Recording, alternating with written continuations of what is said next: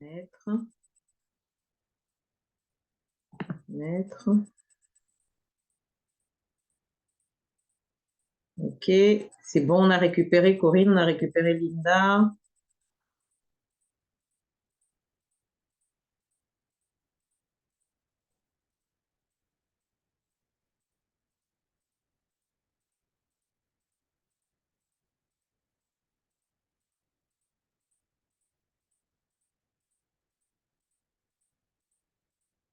On attend les autres.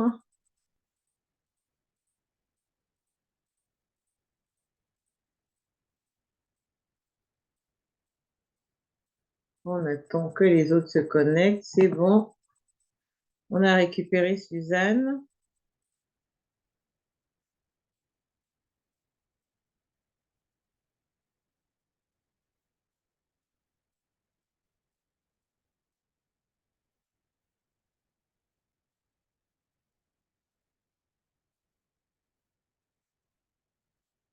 Ok, on a récupéré Get, on a récupéré Galaxy A12. Je pense qu'on a presque récupéré. Il manque juste 2 personnes. Et puis voilà.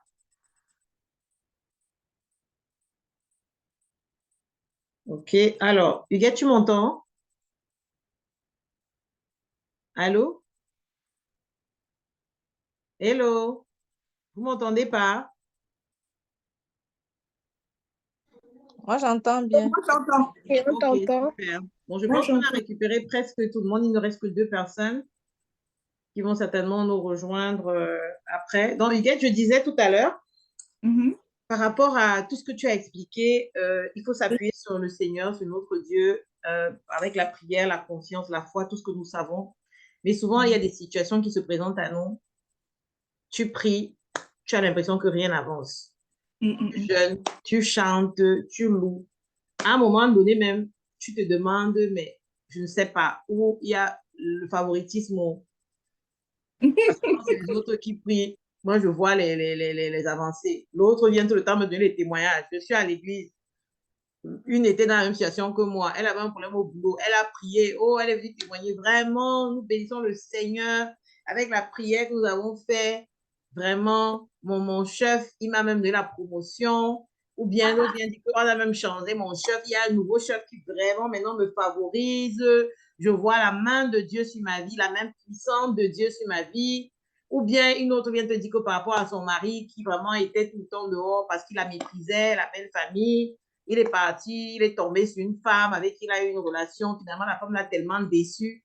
Il est venu, il fallait le ramasser à la petite cuillère. C'est là qu'il a commencé à te demander pardon. Donc, bref, tu regardes les situations des autres qui traversent les mêmes situations que toi, qui sont chrétiennes comme toi, qui sont dans le Seigneur comme toi. Elles prient, vous priez toutes, et tu as l'impression que elles ont la réponse à leurs problématiques, mais que toi, c'est comme si au ciel, là-bas, on t'a oublié, en fait. Donc, Mhm. dans cette situation, est-ce que l'amertume n'augmente pas? Est-ce que la rancœur n'augmente pas? Est-ce que le ressentiment n'augmente pas? Est-ce que tu n'as pas l'impression que tu te retournes même maintenant en te demandant, il y a des gens qui manquent, qui rejettent la foi, qui décident même d'abandonner la foi, ou d'autres qui décident d'en vouloir à Dieu. Donc, ça devient encore, ça dit, ça s'empire même. Quand tu vas Mhm. vers la situation pour laquelle tu as prié, tu as prié, tu as prié, tu as prié, tu as jeûné, tu as prié, tu as jeûné, tu as prié, tu as jeûné. 1 mois passe rien, 2 mois passe rien, 3 mois rien, 4 mois même. On dirait que ça empire même. Donc finalement, tu te dis même qu'à un moment donné, et puis le problème, c'est que nous vivons dans un monde où nous ne sommes pas en vase clos. Parce que si nous étions là, on n'est qu'entre chrétiennes aujourd'hui. Si nous étions que entre nous, à se fréquenter entre nous, ce serait parfait parce que on allait s'exhorter, tu vois, j'allais te parler, Mhm. j'allais parler du travail, tu allais me dire non, Nathalie, ça va aller, ça va aller. Or, nous sommes au milieu, tu as parlé de Facebook tout à l'heure, tu as Mhm. parlé des semblants de vie que les gens nous montrent. Les gens nous Mhm. montrent des vies qui n'ont rien à voir avec la réalité et on prend ces vies-là pour la réalité, pour modèle. Donc, Mhm. au-delà d'avoir déjà encore la frustration que est-ce que Dieu m'a oublié, maintenant tu as encore des personnes qui sont même non chrétiennes, non Mhm. croyantes. Tu vois des trucs sur Facebook, toi peut-être le boulot là ne te permet même pas de pouvoir t'en sortir avec les harcèlements sexuels que tu subis.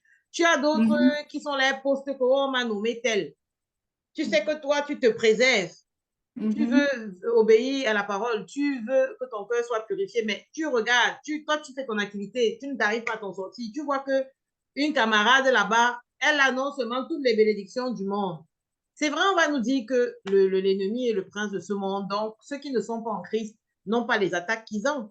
Mais nous savons également que quand nous prions et que nous avons la foi, le Seigneur exauce les prières. Donc, je voulais te demander, c'est-à-dire, comment tu peux apporter un soutien à une sœur qui a vécu ça, c'est-à-dire que qui prie, mais elle voit rien, tu vois, et à côté, elle voit des choses. Bon, voilà, c'était ça que je voulais un peu te demander. Je vais apporter une petite portion de ma connaissance pour dire ce que je pense face à une situation que je vais qualifier de désertique. C'est une situation où rien ne germe, une situation où rien ne pousse, une situation où on ne voit rien, où tout est stable, où tout est inutile, où ça peut être très difficile pour une personne. Mais je vais me référer, moi je m'appuie toujours un peu sur la Bible pour soutenir mes propos. Je vais prendre le livre de la Genèse, je vais prendre Genèse 1, verset 1, où sa parole nous dit qu'au commencement, Dieu créa le ciel et la terre. La terre n'était que chaos et vide. Il y avait des ténèbres à la surface de l'abîme et l'Esprit de Dieu planait au-dessus des eaux. Nous pouvons définir cette situation comme le chaos, comme les situations, comment la terre a été au début. Elle était informe et vide. Informe et vide correspond à la vie qu'une personne peut vivre. Parce qu'on sait aujourd'hui que même au milieu de l'abondance, le cœur peut être malheureux, le cœur peut être en pleurs. Au milieu de l'abondance, on peut être rongé par une maladie où il n'y a pas d'issue de secours. Au milieu de l'abondance, on peut être secoué. L'abondance, aujourd'hui, pour moi, n'est pas un signe de réussite. C'est la paix du cœur qui est un signe de réussite, parce que c'est d'elle qu'émane toute chose. Alors, sa parole nous dit qu'au commencement, la terre était informe de vide, mais l'Esprit de Dieu planait au-dessus des eaux. Ça veut dire que Dieu était là. Donc, au milieu même de tes incertitudes, au milieu même de tes questionnements, au milieu de tes manques, Dieu est encore là. Tout dépend de ta perception. Tout dépend de ta foi, car il te sera fait selon ta foi. Les situations par lesquelles tu passes ne te disqualifient pas. Les situations par lesquelles tu passes ne bouclent pas ta situation. Ce n'est qu'une étape. La vie, c'est qu'une étape, comme on dit. Il y a un avant, il y a un pendant et il y a un après. Il y a des personnes qui fleurissent très tôt. Il y a d'autres qui fleurissent plus tard. Donc, on ne peut pas aujourd'hui comparer notre vie à la vie de l'autre. On ne peut pas aujourd'hui se dire, ah, elle a fait ci, moi je ne le fais pas, mais elle a réussi. Rien ne prouve que c'est parce qu'elle a fait qu'elle a réussi. On va dire que c'est le processus de la vie. Moi, je voudrais dire à une personne qui passe par une situation pareille, comme nous dit la vie, la parole de Dieu, et l'Esprit de Dieu se mouvait, planait au-dessus des eaux. Et Dieu dit qu'il y ait de la lumière, et la lumière fut. C'était le premier jour. Ça veut dire quoi? Ça veut dire que Dieu a ordonné au chaos de s'arrêter. Il a ordonné aux situations qui n'était plus de reprendre vite. Et aujourd'hui, nous vivons dans un monde merveilleux. Donc, je vais dire à une personne qui passe par une situation, qu'elle a la capacité créatrice de ramener à l'existence ce qu'elle veut. Elle a la capacité créatrice de former, de recréer son monde. Tout dépend de ta perception. Tout dépend de tes attentes. Tout dépend de ce que tu as en toi. Tout dépend de la vision que tu as en toi. Je prends encore cet exemple. Pourquoi? Parce que moi, quand je passais par la période où mon cœur était sec, je faisais une formation. Je pense que Nathalie a fait la même formation. C'était IEBI. Et on étudiait les pensées. Comment on pense. Et je m'étais rendu compte que pendant cette situation, mes pensées n'étaient pas colorées. Je n'espérais plus. Je ne rêvais plus. Je me définissais par rapport à la situation. Je me disais, ah, comme c'est difficile, hein, je ne suis pas incapable, je ne suis pas capable. Oh, comment on m'a rejeté, ah, c'est sûr que je ne peux pas faire ci. Ça veut dire que quand j'ai commencé à penser à mes pensées, je me suis rendu compte que mes pensées correspondaient à mes circonstances. Mes pensées n'étaient pas hautes, mes pensées n'étaient pas fortes. Je me conformais à ce que je vivais. Or, c'était une erreur. C'est-à-dire, peu importe ce que les autres font, tu dois garder ton cœur et tes valeurs, tôt ou tard. Comme nous dit encore sa parole, dans Ecclésiaste 11, verset 3, lorsque les nuages sont pleins de pluie, il la déverse sur la terre. Ça veut dire que lorsque tes paroles, ta foi, tes prières sont pleines de pluie, elles déverseront naturellement sur la terre. Mais ça veut dire quoi? Ça veut dire que tu as ta bouche, ma sœur, tu as ta foi, Tu as ton cœur que tu dois garder et tu as tes pensées que tu dois conformer à ta foi. Si les autres ont été promus par la promotion canapé, que ce ne sont pas tes valeurs, tu n'as pas à être frustré. Rends grâce pour elles et toi, continue à attendre le Seigneur. Si le patron te persécute dans ton travail et qui te propose des choses qui ne correspondent pas à tes valeurs, ne les fais pas, mais continue à prier.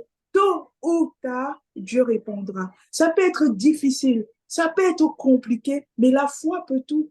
La foi nous permet d'espérer. La foi nous permet d'avancer. La foi nous permet d'obtenir, peu importe le temps, un jour, le soleil se lèvera. On nous dit bien dans Genèse 1 que la terre était informe et vide. Mais aujourd'hui, nous avons la lumière. Aujourd'hui, nous avons le monde. Aujourd'hui, nous avons le feuillage. Pourquoi? Parce que Dieu a mis sa foi en œuvre. Il a cru, il a parlé. Il faut apprendre à parler à ces situations. Il faut apprendre à prendre autorité sur les situations. Car ta bouche ne t'a pas été donnée que pour manger. Elle t'a été aussi donnée pour bénir ta vie. C'est ce que je peux dire aujourd'hui. C'est ce que je peux dire. Donc, de ce que je comprends, quand quelqu'un prie et il ne voit pas le résultat, il n'est pas obligé de fleurir au même moment. Ce que j'ai retenu, c'est qu'il ne fleurit pas en même temps. De deux, on ne doit pas se comparer aux non-croyants. C'est-à-dire que ce qui fonctionne dans le royaume des cieux n'est pas ce qui fonctionne pour les autres, pour les non-croyants. Par rapport à ce que nous avons dit, est-ce qu'il y a quelqu'un dans le groupe aujourd'hui qui a une situation qu'elle aimerait présenter ou bien elle aimerait apporter quelque chose, que ce soit une question ou une contribution, avant qu'on ne continue?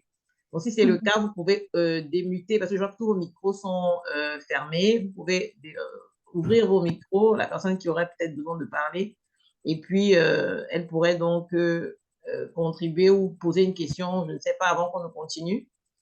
Est-ce qu'il y a une de vous qui aimerait prendre la parole? Alors, je vois Huguette, Karine, Corinne, Galaxia 12, je ne sais pas, c'est peut-être Nono Beauté, Linda, Sorel, et puis qui est connecté encore, je ne sais pas. Alors, Linda, unmute son micro. D'accord, Linda, tu peux prendre la parole. On t'écoute. Bonsoir à toutes. Bonsoir. Moi, je voulais juste apporter une petite contribution en disant que parfois quand on prie, on a une façon dont on pense que le problème doit être résolu. Quand on vient se mettre devant le Seigneur, peut-être par rapport à une femme qui est stérile ou un patron qui embête, on vient souvent devant le Seigneur avec notre idée déjà. On se dit, voilà comment on doit régler. Enfin, on vient en fait lui dire, bon ben, en fait, fais ça pour régler le problème. Et parfois, la déception vient de là, parce que Dieu n'a pas, parfois, vous avez la même solution, c'est-à-dire qu'il a prévu de régler comme toi, tu es en train de demander, donc OK. Mais parfois, parce qu'il a une longueur d'avance, toujours sur nous, il a une autre solution, en fait. Et du coup, il ne fait pas ce que tu attends. Et moi, pour ma part, ce qui me permet, quand il ne répond pas, ce que j'ai appris au fur et à mesure de ma relation avec lui, c'est que je sais que de toutes les façons, il m'aime. Amen. Cette conviction fait que et qu'il ne m'abandonnera pas, parce qu'il l'a prouvé à plusieurs reprises.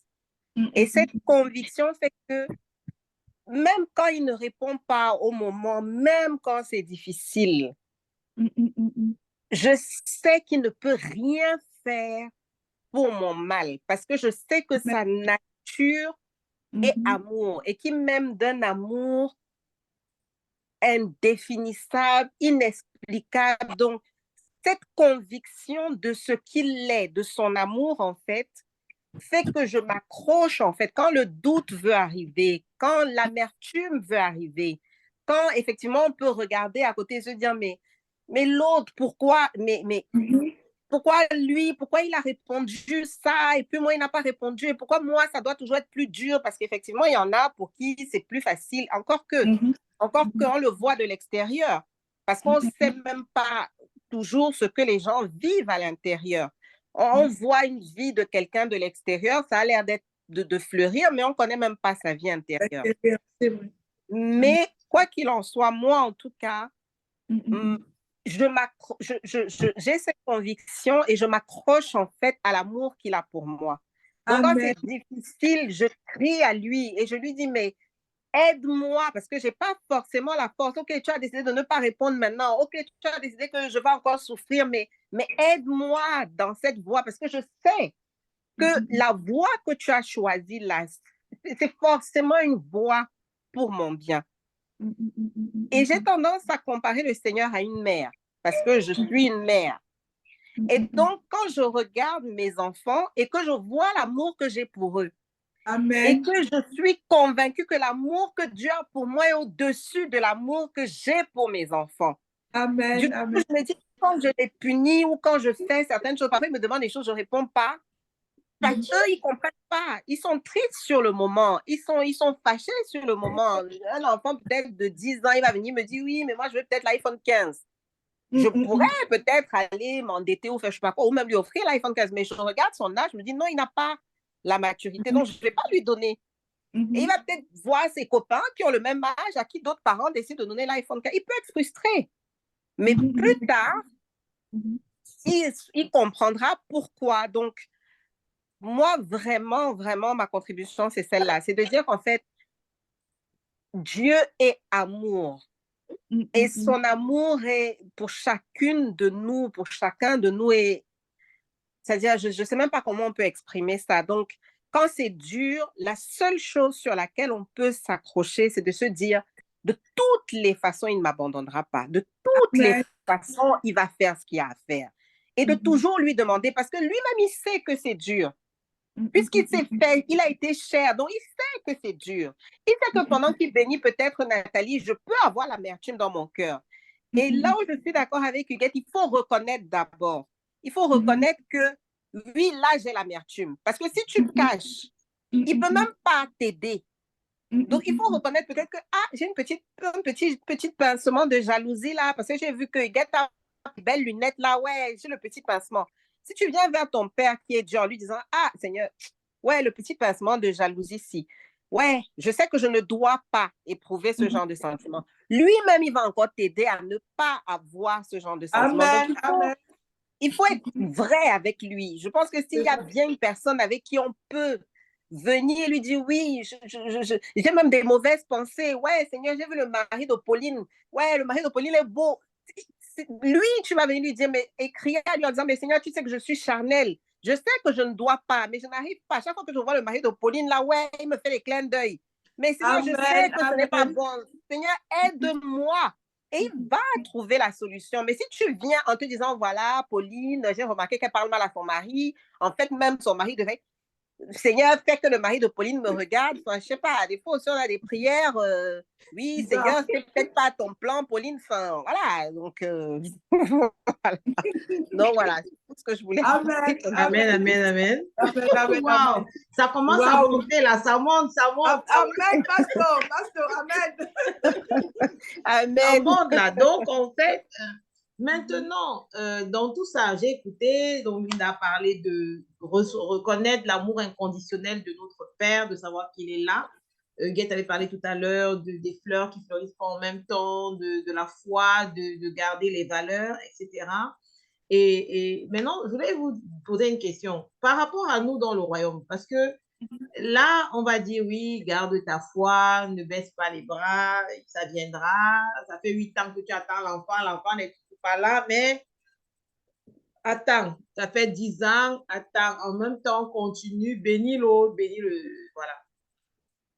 Le royaume, c'est-à-dire que quand nous sommes dans des églises ou dans des congrégations, et que pendant que tu es en train de te battre pour faire la volonté du Père, pendant que tu es en train de grandir, parce que c'est un processus, tu l'as dit tout à l'heure, tu es dans un processus de maturité spirituelle, tu es en train d'évoluer petit à petit pour grandir. Et dans chaque jour, chacun a ses challenges.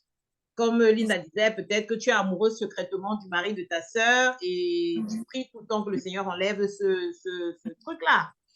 Mais tu te rends compte que maintenant, au sein, dans votre église, il y a même des choses au sein même du conseil. C'est-à-dire que tu as des personnes qui, dans l'église, au lieu de manifester l'amour, manifestent l'envie de t'opprimer, la manipulation, d'accord? Tu as même l'impudicité. Tu vois des choses au sein tu vas avoir un pasteur, par exemple, pour lui parler d'un problème. Voilà, pasteur, ça ne va pas. Je prie depuis pour le mariage et tout. Le gars te dit qu'il va te délivrer, te libérer de tous tes démons et qu'il faut que vous trouviez un endroit parce que tu as vraiment besoin d'une libération profonde, intense et que, bon, il va trouver un moyen de pouvoir se sacrifier pour te délivrer. Parce que comme lui, il est un homme saint, un homme saint, il va essayer. Donc, quand tu es déjà, on va dire, en train d'attendre que le Seigneur réponde et que tu te trouves face à une situation pareille où un leader spirituel te dit que très clairement, vous devez avoir des rapports qui te délivrent et qui te donnent une semence, qui te donnent un enfant et tout. Comment tu fais? Parce que là, non seulement tu es perdu parce que déjà tu es dans une attente qui ne se réalise pas encore.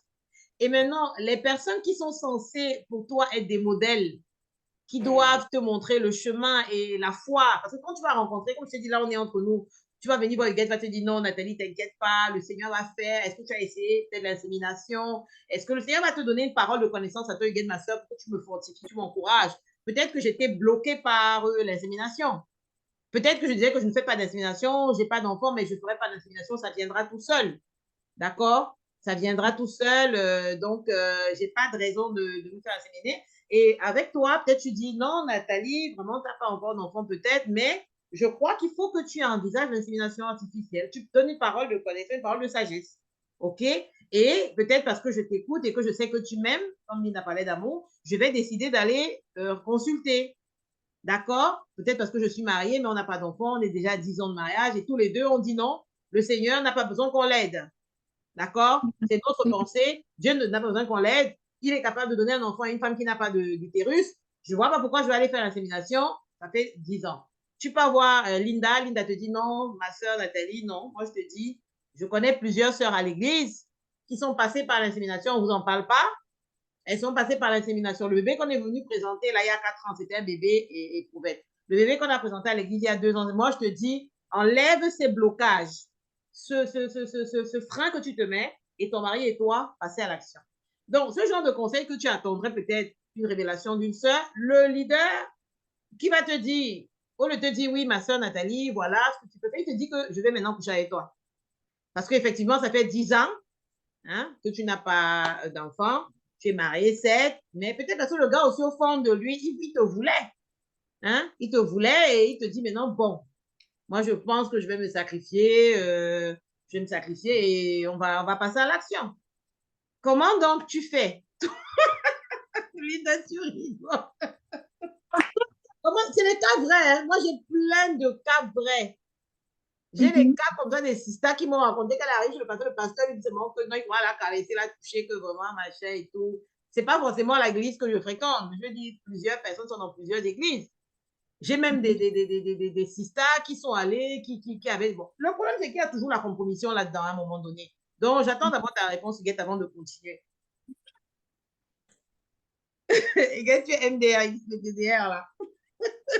Moi, je pense que je ne veux pas condamner les sisters qui passent par ces situations, mais je pense que c'est parfois l'ignorance.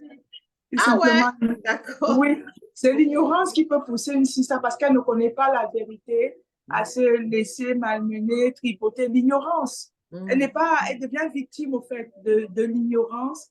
Et l'autre, sachant qu'elle est ignorante, abuse d'elle parce que ce n'est pas biblique. Je suis désolée. On est d'accord que ce n'est pas biblique. Donc, toi, tu dis que c'est l'ignorance. C'est l'ignorance qui peut pousser une sœur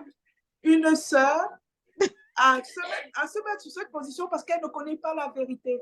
Mais si on lui dit la vérité que ton corps est le temple du Saint-Esprit, ça ne se fait pas, elle n'ira pas avec le leader. C'est-à-dire que le leader abuse. Il abuse de sa brebis. Moi, je pense qu'il abuse. Le leader abuse de la brebis. fine.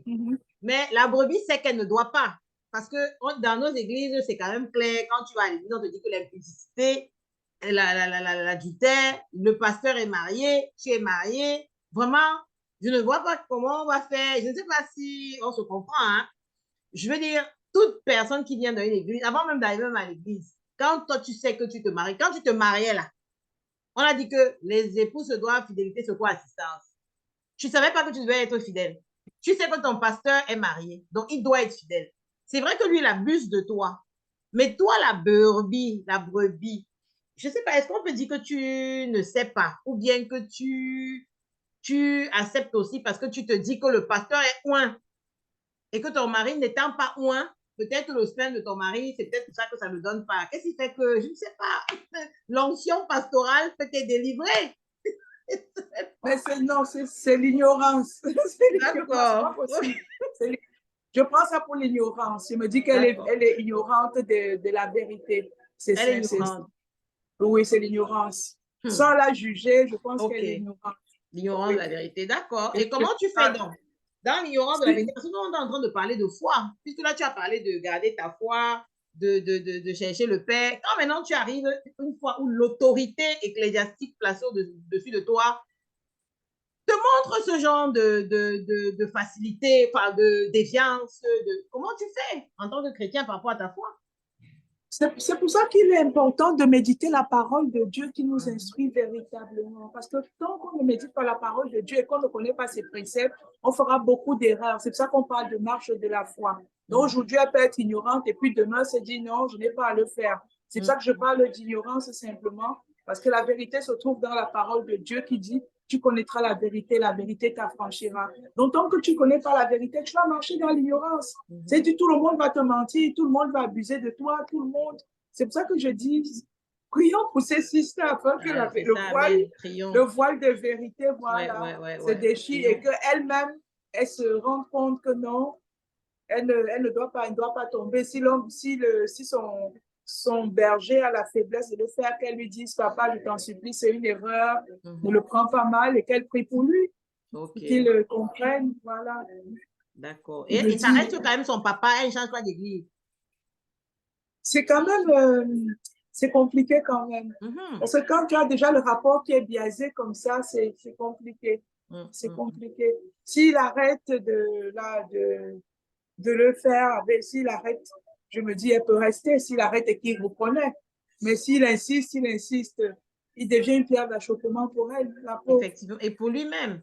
Et si maintenant, la prochaine prédication à l'église, son thème, c'est les brebis très têtues, qui n'écoutent pas. Il faut prier pour lui, c'est tout. Qui n'écoutent pas. Oh là là, parce que je vous assure, et justement, ça me fait plaisir que nous en parlions parce que, vous savez, tu as parlé de prier pour lui. C'est très important de prier pour nos leaders. Linda a dit tout à l'heure quand elle parlait que nous ne savons pas ce que les gens traversent. C'est pas parce que tu vois ta soeur ou ton frère en train de rigoler là, tu vas croire que non, il est fort, il incarne quelque chose. Peut-être qu'il traverse quelque chose qui a même vraiment fortement ébranlé sa foi. Et il a besoin maintenant de toi. C'est-à-dire qu'à un moment donné, c'est toi qui vas maintenant le soutenir, lui dire oui, vraiment, je sais que tu es quelqu'un de fort, ne tombe pas, c'est pas normal. Moi, je ne crois pas qu'on doit le caresser dans le sens du poil, lui, oui, papa, Bishop. Non. Je pense qu'à un moment donné, on doit prendre autorité. Si tu vois une faiblesse comme ça, tu dois vraiment prendre autorité et dire vraiment à ton leader que tu es un leader. Tu ne regardes pas la situation par laquelle tu es en train de traverser. Ne regarde pas les actes que tu es en train de poser, mais regarde l'esprit de Dieu en toi. Prends des jours de jeûne et de prière parce qu'on veut te retrouver. Parce que n'oublions pas, nous sommes en Christ et nous avons besoin les uns les autres. Et le fer aiguisant le fer, l'ennemi attaque les maillons les plus forts. C'est ça. Ce sont les maillons les plus forts qui sont capables d'impacter le plus grand nombre. Et ces maillons les plus forts aussi sont capables d'entraîner aussi bien vers le haut que vers le bas le plus grand nombre. Donc, je donnais ces exemples pour que nous puissions comprendre que nous sommes très, très, très importants parce que ces situations de blessures émotionnelles, tous les leaders, toutes les sœurs, tous les frères, personne n'est à l'abri d'une trahison, d'un rejet, d'un manquement, d'une humiliation. Nous sommes tous passés par là. Et nous ne traversons pas ces situations de la même manière. De la même manière. Alors, tu as parlé du cœur, d'accord? Et la parole de Dieu demande de garder son cœur plus que tout La réunion finit dans 10 minutes, car de lui viennent les sources de la vie. D'accord? Garder son cœur. Alors, nous sommes tellement sollicités de nos jours. Tu te lèves le matin, tu as Instagram, Snapchat, TikTok, machin. Et tu te rends compte que toutes les personnes qui n'ont pas tes valeurs, toutes les personnes qui n'ont pas tes valeurs sont ces personnes-là qui sont en train d'être promues. Tu te rends compte qu'il y a tellement d'injustice. Toi, tu décides d'aller à l'église le dimanche avec ta famille. Toi, tu décides de faire du bien, de donner l'argent aux lépreux, d'aider les indigents de ta famille, d'essayer au boulot d'être la plus correcte possible, ou bien de faire attention à ce qui se passe autour de toi. Tu grandis dans la foi, mais tu te rends compte que voilà, tu te rends compte que, en fait, les gens qui sont là à côté de toi, tu as l'impression qu'une amie que tu n'as pas vue depuis, mais qui a une vie clairement un peu un genre, est dans la prospérité apparente. Parce que tout à l'heure, la prospérité n'est pas forcément le compte en banque. Parce que tu peux avoir un compte en banque bien chargé et être malheureux, vide. Et justement, nous remarquons que plus les gens évoluent dans le monde en ayant beaucoup d'argent, en ayant des capacités, des possessions, mais n'ayant pas le Seigneur, ils augmentent en niveau de vice, en niveau de besoin, en niveau de vice.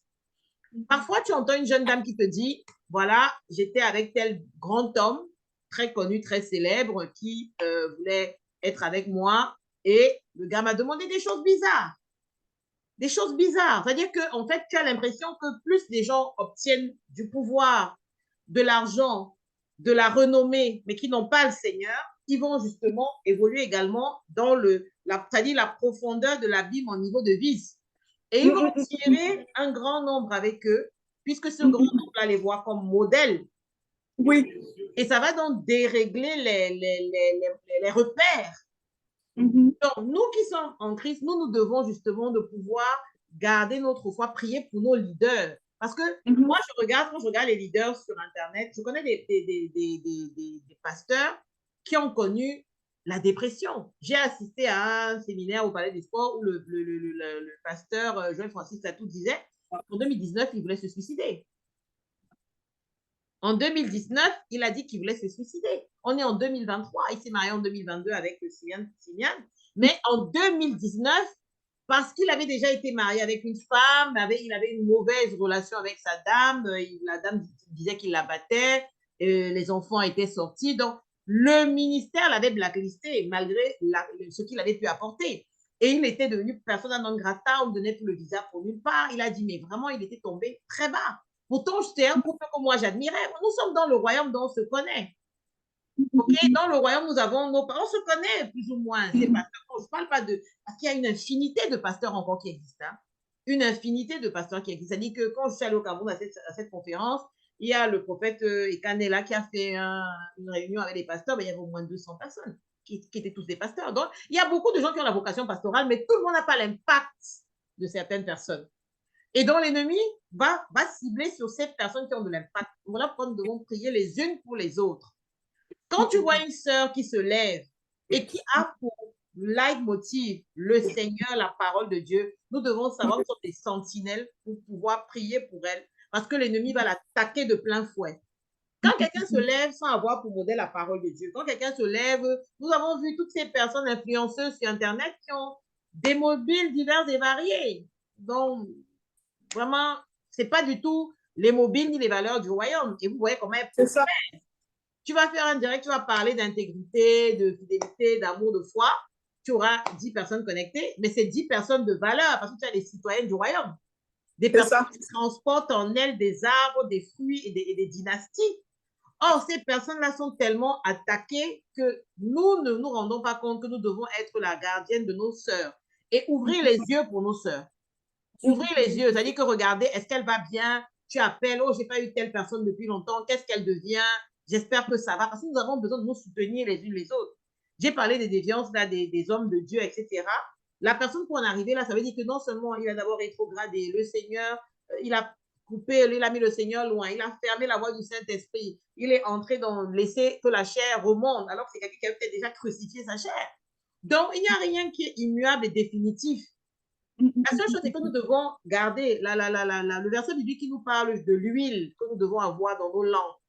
Nous devons faire attention. Il y a des moments où tu es tellement rempli du Saint-Esprit que tu es alerte. Dès que tu veux mentir comme ça, la parole du Seigneur te dit, tu te remets. Dès que quelqu'un te drague comme ça, il est un peu bizarre, tu corriges.